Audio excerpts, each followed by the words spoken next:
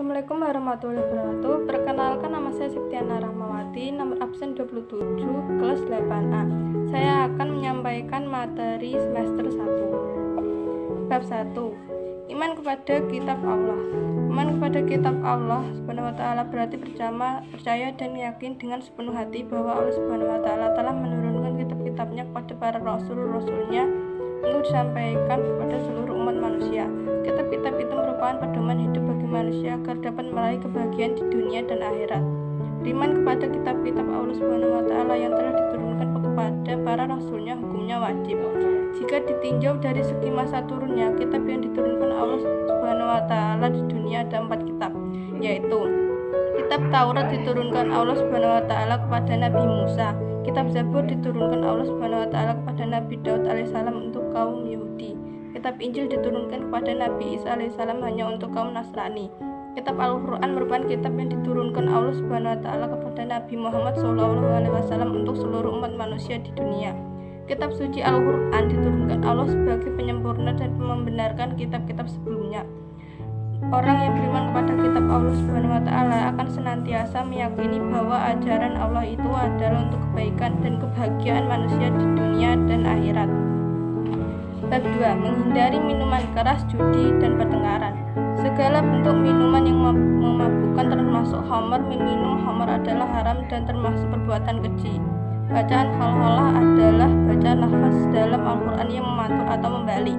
Qalqalah ada 2 macam, yaitu qalqalah sughra dan kubra.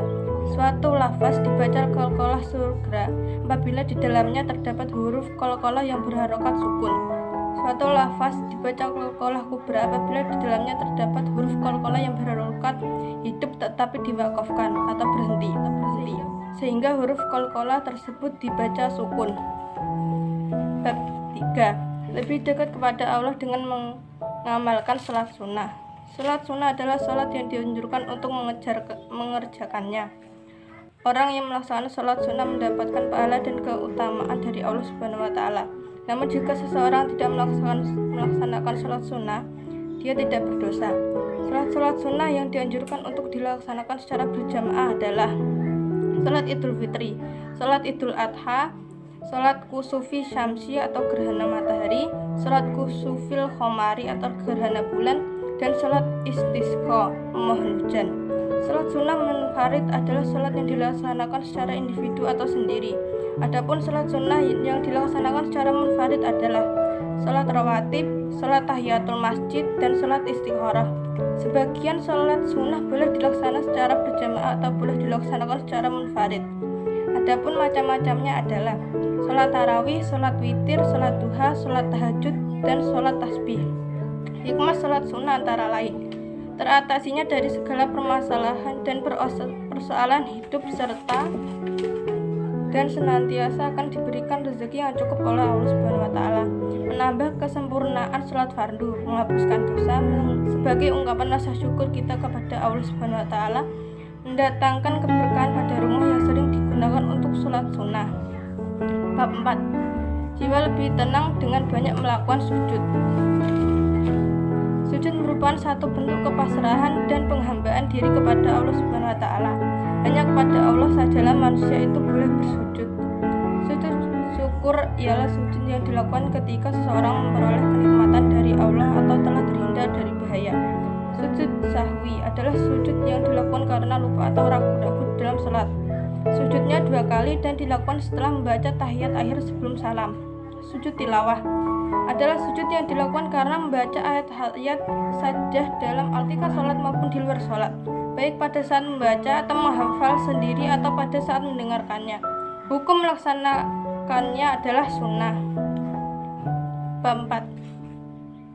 Bab 5. Pertumbuhan ilmu pengetahuan pada masa Umayyah. Daulah Umayyah mengalami 2 periode, yaitu periode di Damaskus dan di Cordoba, Andalusia.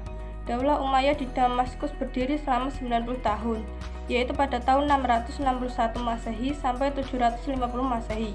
Pendirinya bernama Muawiyah bin Abu Sufyan bin Harb bin Umayyah. Daulah Umayyah menjadikan Damaskus sebagai pusat pemerintahannya. Saat ini Damaskus menjadi ibukota negara Suriah. Kekuasaan Bani Umayyah di Damaskus berakhir pada tahun 750 Masehi dan kekhalifahan pindah ke tangan Bani Abbasiyah. Masa keemasan Bani Umayyah di Damaskus adalah pada saat pemerintahan Al-Walid dan Umar bin Abdul Aziz.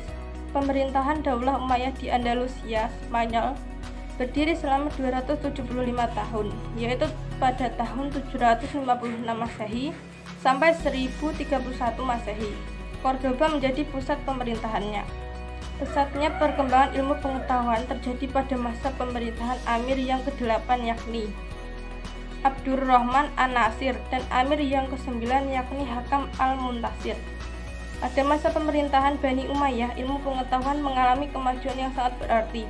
Adapun perkembangan ilmu pengetahuan pada masa ini dapat A. Ilmu kimia, B. Kedokteran, C. Sejarah dan bahasa dan sastra. Selain ilmu pengetahuan pada masa Bani Umayyah juga berhasil mengembangkan bidang lainnya yaitu A. Arsitektur, B. Organisasi militer, C. Perdagangan. Bab 6. Rendah hati, hemat, dan sederhana membuat hidup lebih mulia. Rendah hati disebut juga dengan tawadu.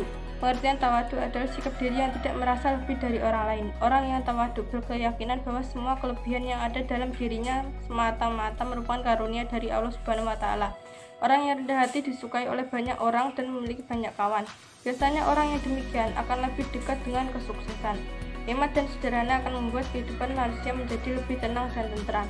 Berfoya-foya dan menghambur-hamburkan harta itu adalah pemborosan yang merupakan bagian dari perbuatan setan. Hukum bacaan mat dibagi menjadi dua yaitu mat tabi'i atau mat asli dan mat far'i atau mat turunan. Wassalamualaikum warahmatullahi wabarakatuh.